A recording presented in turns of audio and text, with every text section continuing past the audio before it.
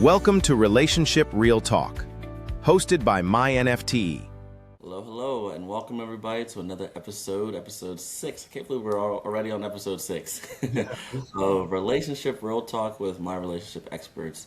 I've got your expert hotline, Dr. Lynn and Dr. Rob, ready to share their expert advice on relationships, given their experience in relationship counseling. For today's episode, we're talking about choosing well, at least on the single side, and then on the couple side, how thriving couples course correct. So we're going to be doing things slightly differently today, focusing the first segment on singles. So, if you're singles, keep on listening to this point. If you're couples, maybe you can fast forward to the couples section, but we thought it'd be easier for the audience to navigate. And maybe if you're here for more of the singles advice, you can watch that. And if you're here for more of the couples advice, you can skip to that section. But overall, I think it's going to be another impactful episode. So listen through the whole thing. I'm sure there's going to be stuff to pick up on each. But to start with the singles, especially more focused on my demographic, and choosing well. When you think about choosing well, what does that look like? Last episode, we really took a deep dive into discernment and really understanding the steps and decision processes it takes. But let's maybe take a deeper dive into what that means, or what you all would consider choosing well as a single. Wow. At the very beginning, my wife said something. Well, she wasn't my wife at the time, of course, but she said, you better love God more than you love me. Oh, absolutely. And absolutely. To be honest with you, at first, I was a little annoyed by that. I wanted to be her number one. I wanted to be the very top of her focus. And the more time we spent together, the more time I spent with our God, the more I realized how spot on that was. And then when we started doing marriage counseling, we are seeing the effects of that priority in other people. There are times in marriage where one of them wants to do something that's just not quite right. Yep. And the one who says, God is my number one, they will anchor the marriage. Absolutely. And if I was her number one instead of God, then I could easily sway her off of a path that is not good for either one of us.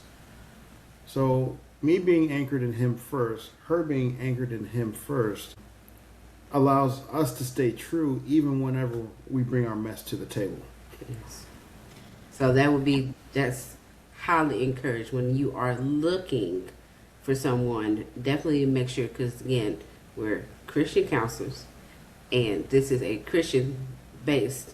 You definitely put God before that person, and everything else will fall into place. Yeah. And I think, when I placed the question choosing well, I almost defaulted to attributes of that. I mean, I guess it is a tribute of that person, but however, it's not something directly related to you. It's actually something directly related to faith. Something that you're hoping they have that. Don't even worry about me yet. I want to make sure you have. Yeah, right. I want to make sure you have the foundation to lead, to grow. And I can actually very much relate to this. I don't know, a lot of this live counseling sessions with Richard. But in my last relationship, which funny enough, we've kind of rekindled things and we've been talking again. But I told her after the breakup, once we were just talking, being friends, I told her that when things started to get a little rocky, and we were going to church together, we had stopped. She had a change of, things were just, going through a frictional path in her faith, really getting tested, and decided, okay, let's maybe go to a different church and look for different churches, this and that. But I told her afterwards, because we had stopped going, that I felt at one point I needed to be the rock and step in and say, hey, we need to start going back. I don't care where we go, but we just need to start going. And that's something that I picked up on years ago when I was really leading in, and I had very good mentors, faith leading mentors around me. And that was something that I have a few books where the man of the house should be the rock, especially in faith, guiding in faith. And not saying the woman as well, but at times when things are rocky like that, that's when the male, and like you said in the last episode, the male should lead, right? They should be the one pursuing, not chasing, but pursuing, right? That was a good conversation. But anyway, yeah, I just thought that really just struck home for me, and understanding that, yeah, choosing well doesn't necessarily mean it has to be about you. It has to be about the standards and foundation that you're looking for in the other person. Think about it, and when you don't, okay, you building your house. The house has to be built on solid foundation. When a house is not built on solid foundation, it is built basically on Shifting sand. shifting sand. What's it going to do? It's going to cave in. So the first thing you need to do is make sure that the foundation is solid, and then everything else that's built on top of that foundation is going to stand. Yep. And if I can build on that, a perfect metaphor for our feelings is shifting sand. It is. I mean, from one day to the next, you feel differently about even the same person. And whether it be something that's going on in life, worldviews, our relationship, whatever, our feelings change. They're volatile. They and are. so if you're building your relationship on how you feel today or how you feel this week, it's building on shifting sand. And maybe to continue to build on this metaphor, the length of time that goes into building a foundation. Okay, if you're building a hut, Oh, that length of time of building the foundation is usually probably very short. You can probably it's like a tent, right? You can build it up, but how stable is that going to be versus a mansion? But to build a mansion, to build a corporate skyscraper, Yeah. the foundation needs to be secure. You have to actually go deeper into the ground to build that solid foundation. Sure Stuff do. that you don't see, but you'll just see this massive building coming out of the ground and think it just happened overnight. But the foundation is secure, foundation. right? Yeah, that's a Yeah. solid metaphor too, brother. And then, okay, so to build a little bit off of that, so to number one, you need to have a foundation. You need to have a grounding foundation in choosing. What is that grounded, either points, whether it be faith, whether it be, maybe personality, not maybe personality, but I'm thinking something more core like faith, that it doesn't matter what they are or who they are, they need to have those values, for lack of better terms. When it comes to decision filters, temperament and tempered in faith, what, I guess, outside of, okay, you gotta love God more than me. What are some of the filters you could share that could ground our audience? I guess your moral center would be another. Okay, Often, something's coming. not just the other person's moral center, but your own moral center. And the reason why I say that is because if you don't have your own moral center defined and it's rock solid, then someone else can easily change who you are. You will change who you are to be with the person that you like Ooh, if you have not solidified and cured your own moral center. my biggest thing, Doc, is boundaries. Oh. Yeah. Ever start seeing someone and they immediately want to encroach upon your boundaries Yep. to see how far they can press and nuzzle into the different parts? Far out. Yeah. Yeah. I mean, sharing of your own personal stuff, that should be voluntary. It shouldn't be pulled out of you. It should be freely given. And so if someone's trying to pry open parts of my life, then that makes me feel a little bit uneasy. It's not that I have something to hide. But It's you don't that- do that. You bring everything to the table. But Yeah. yeah. Yeah, it's not a matter of hiding stuff. It's more a matter of voluntarily presenting it. All right. Yeah. So I was gonna recap the three, because I thought those were three core ones.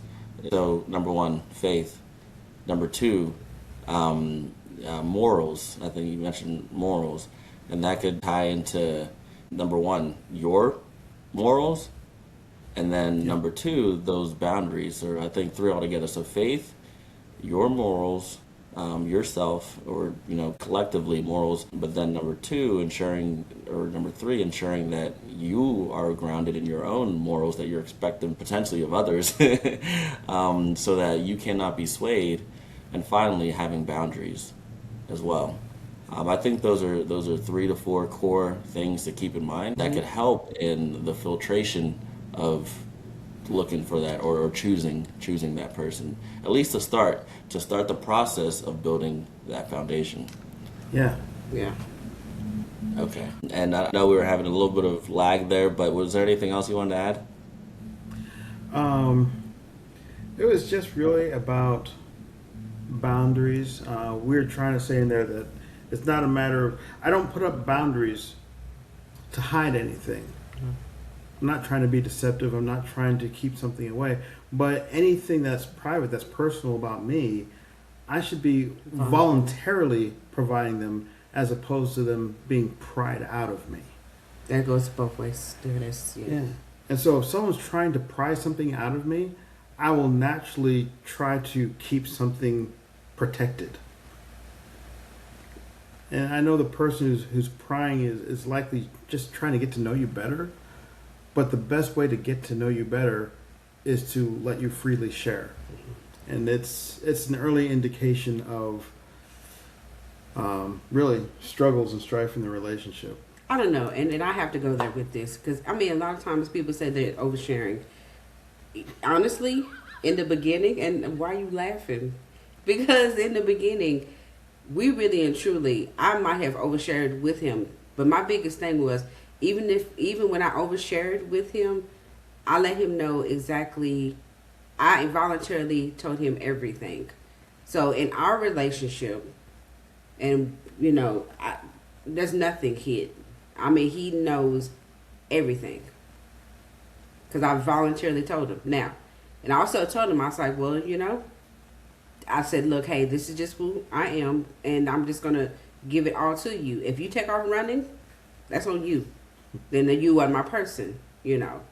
So how long would you say it took to build that foundation to be able to share everything? I'm sure it didn't start out that way, right? And I think in episode 3 or 4, when we were doing live streams on X, we had someone actually jump up on the stage and share their experience with oversharing on first dates and how it wasn't going very well. And you had a lot of great advice to share with them. But yeah, I'm curious, when did that, swing from, hey, we're still getting to know each other, I don't want to overshare, to, okay, now we're locked in? Honestly, it took decades. What? Decades. What? What? What do you mean? Okay, so what I mean by that is that it took decades of maturity. Okay, there you go. Because by the time we met, we were like, I don't want to waste time anymore. Yeah, there you go. Because we honestly, for our situation, we both probably overshared. What? Day one? No, seriously, not everybody is built that way. But again, we're seasoned. So, and the reason he did say, over decades, because maturity. That maturity allowed us to go into this saying, okay, we are dating, and we are dating, our goal was our person was to date with intentionality. Am I right? Yeah. Yeah. And one of the things that we teach, and I was following what I teach, what we teach, as a process to find her, right? We go with the process. It was certainly a matter of discernment, asking questions up front. Yes. And there are questions that weren't prying, but they were getting to the core of what I really needed to know. So more or less, I think we asked questions before we overshared. Oh, yeah. Will you say that? And it's in that conversation that comes from those questions that you start to realize they will be receptive of the oversharing. And it's only oversharing if it's received that way, right? Yeah. Oversharing is more a measure of how the person receives and not the person who's giving the information.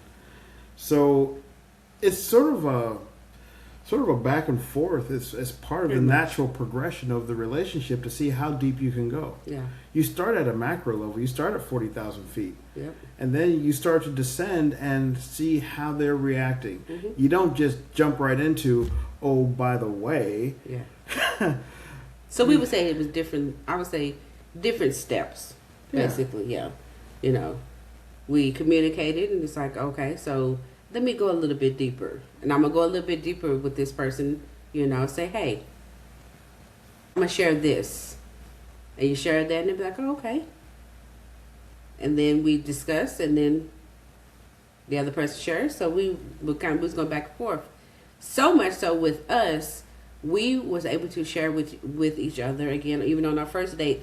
That our first date, we literally talked so much that we actually closed the restaurant. So yeah, it was a very good date. Here's a good analogy. Have you ever been to the beach? Yes. Okay. And so if you think about your favorite and your least favorite times of being at the beach, a lot of times it had to do with the water. How comfortable was the water? Oh, well, good so analogy. Okay. at the beach, you don't just dive right in. I mean, it's put too your foot- shallow. But you walk in slowly up to your ankles and you're up to your shins and you're up to your knees. Yep. And as you're going, you're starting to realize how comfortable you are in that water. Ooh, that is so good. And if it's really comfortable, you might find yourself way out there in the deep and it's still comfortable. And sometimes you get up to your knee and you're like, this is not the place for me. Nope. And so we encourage you to wade into a relationship, discerning with every step if you should go deeper. That is so good. Wow. Well, that actually is a perfect segue. Yeah, I'm going over here getting the chills. That was a perfect segue into, okay, so that was more of a happy path, and we're going to talk about this with the couples section as well. But when are signs that you should maybe not continue walking into the water, not continue down as a single? Maybe it's time to just, all right, I got it in ankles or maybe shin deep, and this is not it. Maybe it's time to walk away. I'm not getting more comfortable with the water, for whatever that reason may be. And this analogy could be, I just saw a fin sticking out of the water. I was just thinking that. I was like, if you start to see, if it's only just one fin, you start to be like, wait a minute. Shark alert. Yeah, there's like so many like fins starting to pop up. Like, not just one. You got like maybe 4 of them, and they're coming at you. That might be the time to turn around. Here's another analogy. If we're going to stick with the beach thing, down Yes. here in Texas, off the coast, there are times when we get schools of jellyfish. Oh yeah. That's not fun. I've never been bit by a jellyfish. I've never even seen a jellyfish in the waters where I've been. However, they will even tell you there are jellyfish in this water. Mm-hmm. Watch out. And if you see other people getting bit by the jellyfish, or even if you see one and you haven't been bit yet, you might want to get out of the water. Yeah. And so many times in relationship, we see the red flags, but we don't want to believe them. The water feels good, but it's jellyfish, and I know if I stay here, I'm probably going to get bitten. And I'm gonna go even deeper with that analogy. Go ahead. Because jellyfish, you think about it, and so often, a lot of times, what happens is somebody will go over and they, it's like, oh, they'll poke on it and say, okay, I think it's dead, but guess what? It's not. So, hey, that's just a perfect example too. It happens. It happens. Right. So, hey, I'm just saying. Exactly, and I think back to the filters. Ideally, you're catching these flags or threats or potential things that could deter the relationship that you're hoping to have. But oftentimes, I mean, to that example you shared, the person could come like they're trying to latch themselves to you. So guess what? They're going to say they've changed, say this and that. But if you continue to see these signs, these different jellyfishes popping up, and maybe it's things he wants, and it's like, oh no, it's done, it's dead, it's not coming back, and then you get stung again, and then when do you finally have to just say, hey, might be hard, but it's just then might have to walk away. I mean, like, how much leniency do you guide your counselees, or in terms of, well, this might not be in your cards. I'm sorry, we're seeing too much friction, or we're just seeing that maybe the maturity is not there on one side, both sides. What are some of those? I mean, obviously it's always a different situation per Yeah, man. scenario. However, have you all ever had to share that to folks, and it's like, hey, we're not sure about this, or how does that even land?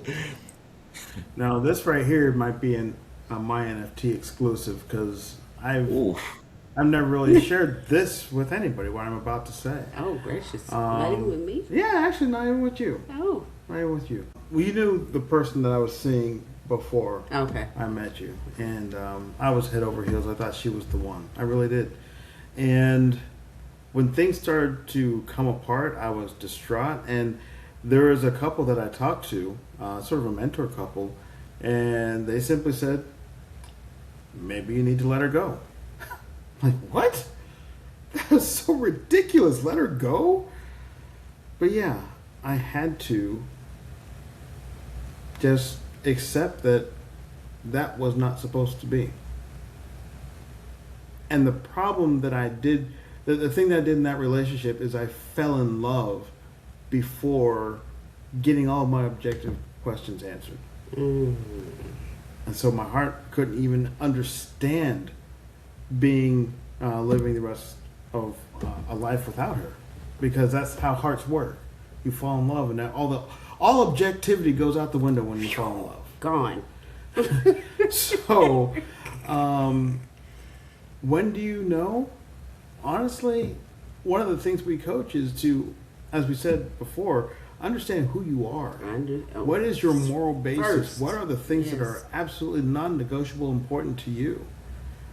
And then, before you fall in love, before you say, wow, I gotta be with her forever, because that's emotions talk. That's your brain chemicals talking when you say that.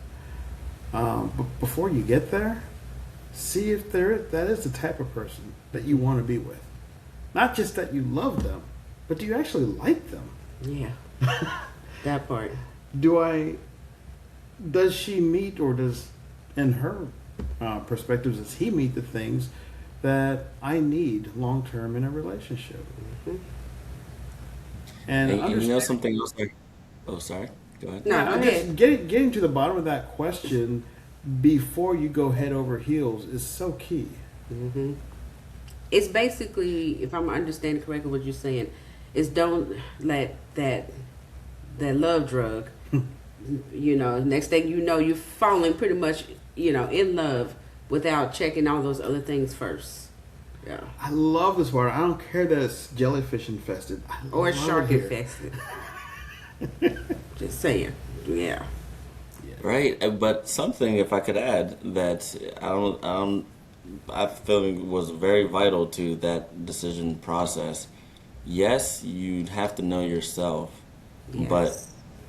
I think the most important thing you shared there was that you sought counsel to Yeah. help in that decision process. Yes, you may have be grounded in roots, but let's be honest. There's that's the value of what you all bring to others, because like it's just that different perspective. It doesn't.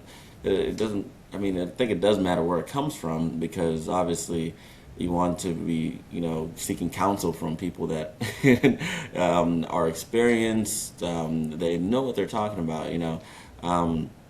So yes, I think that's maybe the tougher part, knowing where to seek counsel, because we all have that one friend that's always going to be on your side, and it doesn't matter what that other person did or what you did. Actually, they're always going to say no, they're the fault, when potentially it's yours. But when you find that not non-biased counsel that will really not tell you what you want to hear, but tell you what you need to hear, like you did with like you said, your mentor couple. I think that's also a very important thing to put out there. Yeah. And that's so true, Richard. So true. I mean, we make our worst decisions in life when we are in isolation. Ooh. When we decide, I'm not going to bounce this off of anybody. This is what I want. And you think you're being objective, but you're not. Yeah. And part of the reason for involving other people in that decision process, and like you said, people who are qualified to give good advice, who truly have your best interest and also kingdom interests in mind. You want someone who's not going to be a yes man to you. Yeah. Yeah. You want someone who's going to be on the side of what's right, and you want someone who's just not so close to the situation that they're working with the same blinders that you are. And That is so true. It's when those blinders come off that you can really see what's happening. Right. So Absolutely. we've definitely, I thought we pivoted to couples by now. So this might be a little more of a single dominant episode. But we've got you couples because now we're going back to happy path. Things have actually gone well. Maybe you saw a few jellyfish, but they were just, a little further out there. You talk through it. Things are actually progressing in the right direction. Now you're a thing. You're having your former relationship. What are some ways that you recommend, for lack of better terms, maintenance of that relationship? The sort of topic that we had written down was growth rhythm versus crisis repair. Obviously, we don't want to get to crisis repair. So what are some growth rhythms you can instill in your relationship to ensure you're never getting to that crisis repair moment? Communicate. I'm going to say that communicate with each other. Most definitely. And you're right in that there's a distinction between maintenance and crisis care. Because invariably, crises don't just spring up out of nowhere. Yeah.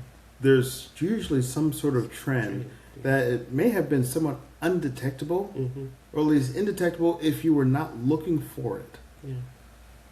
And then it goes on, it's just something that annoyed you this month. It's something that kind of got under your skin the next month. And before you know it, it's something that you're just, well, I haven't said anything about it yet, so I'm not going to say anything about it now. And then months or years pass, and that back then was the start of a drift of you diverging. And now you wake up and you're like miles apart and don't even know how to find each other again because you didn't say something about it when it was a small thing. And my biggest thing, and my analogy I always use, which I always go there, is you got that dirt, and you got a dirt on your rug, and then next thing you know, there's more dirt on the rug because you're not vacuuming it. For me, the vacuuming is the communication part of it, and you're basically not communicating. So, and then next thing you know, you got a full blown, and the rug is just like completely, it's just filthy, because you didn't have a chance, you didn't stop to clean it. So yeah, it's just. Remember that big spot of Mountain Dew Yes. in the old house? Yes. Oh my goodness. It was some holiday party or whatever that we threw. And someone spilled some soda. It was like a cream white carpet. And we dabbed it up with a towel, and at first it seemed like, it was gone. But you know what? The sticky stuff was still there. And it collected dirt over time. And within, golly, a year, it was this massive, awful looking dark spot. Yeah. And it was horrible. Yeah. It was embarrassing to have people over because that huge, it looked like, wow, it looked like the rug was being eaten away by the inside out. Yeah. And when we moved out of that rental home, we called in a carpet cleaner, and they cleaned it up, and it looked like new again. And Thank you. And it's like, sometimes we think we can do that with our marriages also. We can get a little bit of dirt on the rug. And it's okay. The rug still works. Yeah. It doesn't look too bad right now. Oh, it looks a little bit worse later. But someday we'll clean it up. And then you bring in a professional later and expecting it to become perfectly clean, just like the carpet cleaner did for us. But, we're people. We're messy. It doesn't work like that with our relationships. And so the right thing for us to do back then would have been to just get some perhaps some handheld spray on carpet cleaner and scrub it down and clean it right when it was small. But instead, we waited until a professional needed to come in. Professional. A professional needed Did you to come catch that? Yes, I did. Okay. And with the carpet, that's easy to clean. Yep. Your marriage, not so much, because trauma, chronic trauma, takes a long time to get over. And, Sometimes you and don't to your even point, get over it all. so with that analogy, what I got out of that was the stain. You know, it, like when you leave something unmaintained for that long, it leaves permanent stains that, yes, you might be able to get a professional to come in and clean it, but guess what? It's a lot, it's a bigger effort from everyone. To use the cleaning analogy, sometimes harsher chemicals are needed to wash Ooh. away these stains, you know. And you're not 100% sure you are going to be able to get back to there. So the best thing to do is to course correct or continuously maintain clean regularly to ensure it never gets to the point of a stain. And guess what? You get one stain. Oh, now, okay, we've cleaned it after took a little too long, but now it's permanently there. It looks all right, but people are seeing something has happened. And then next thing you know, another stain pops up that you don't maintain. Now it's a spotty looking carpet, and the whole world knows something's going on here. This is not how that started, okay? You touched on it again, like the use of professionals at the end, but I think the right course of action is starting with professionals sooner than later. That can help you in that maintenance, because at the end of the day we all have busy lives, and I think it's just like, you know, just having I mean, I think having a mentor or having something you can always lean into and sort of check perspective is valuable. And like you said, making any decision in isolation is very, very risky, to say the least. So I wanted to share, so maybe to wrap things up, because we are roughly around the 30-minute mark. Ways of actually avoiding that crisis repair, or avoiding waiting till a breakdown where you need to bring in, you know, the heavy duty tools to get back to square one, or even now at that point you're risking anything happening or going the right way.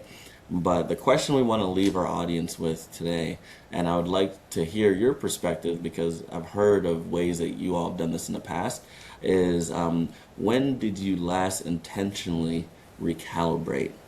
I think this is part of the process of maintenance in a relationship, but almost maybe some personal maintenance as well, or group or joint maintenance. I would love to hear, I want the audience to really think about that, but while they're thinking about that, I would love to hear you all's perspective on when's the last time you recalibrated intentionally, and what does that look like? So I think we started our recalibration a couple of weeks ago. We took the time. We purposely have each week our date nights, and with our date nights, we take that time because we work 9 to 5, but we take that time after, you know, afternoonish, and we go and we'll pick different things to do, of course, for our date nights. The last couple of weeks, we have just taking a Bible verse that we both have received, and really deep diving into what the Bible verse is saying. And honestly, as we sit there and we are going, we have the opportunity to just, you know, quiet, and the Spirit is talking to us, you know, and basically, you know, I'll hear something and I'll be like, oh, okay, this is what I heard. And then my husband, the same thing and stuff. And it was like I said, we go back and forth. And then, then we're looking at Strong's, and we're looking at everything, and we're just going deeper into, you know, to God's word. So that was for us, you know, a couple weeks ago. That's one of the things for our recalibration. So that's what I'm saying. Now, Richard, we do love each other, but we don't always agree. Oh, well, that's true. Now, That's so true. what's beautiful in what you said is that you know how to do that. you know how to listen to the Holy Spirit, Yes. receive something, Yes. take the initiative, dive in, bring it to me and say, hey, I think this is something that we should talk about. Yes. I mean, it has become part of your personal rhythm, and that helps become part of our couple rhythm. Yes. But for someone who's not already in the practice of that, they just heard what you just said, and they say, well, that sounds great, but I don't know how to do that. Break it down for them. But that's what we do. Okay. When I say that's what we do, almost every marriage counseling session that we provide, we're listening to them. Oh yeah. What seems to be a drift for you? Yes. How have you guys connected in the past? Yes. And even though we might be just giving a different perspective on things that they've already told us, it's a perspective that they do not have. It's a connection that they have not realized how to make for themselves. And so when we present something back to them, it's not something that's completely foreign. It's not like,